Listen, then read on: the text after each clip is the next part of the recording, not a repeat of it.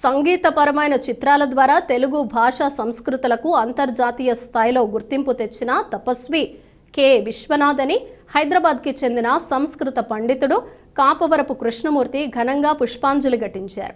CP brown మందిరంలో జరిగిన విశ్వనాథ 94వ జయంతిలో కృష్ణమూర్తి అతిథిగా పాల్గొన్నారు. హీరోలకు మాత్రం క్రేజ్ ఉండే సమయంలో దర్శకులకు క్రేజ్ తీసుకువచ్చిన ఘనత విశ్వనాథ్ది మాత్రమే అని ఆయన పేర్కొన్నారు.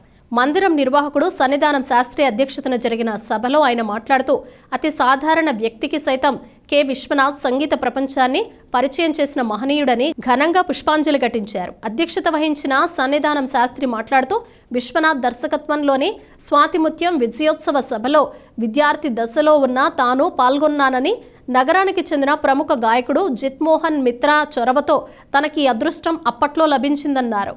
విశ్వనాథ్కు దాదాసాహెబ్ ఫాల్కే అవార్డు లభించిన తర్వాత తొలిసారి ఆయనను బ్రౌన్ మందిరమే సన్మానించిందని గుర్తు చేశారు.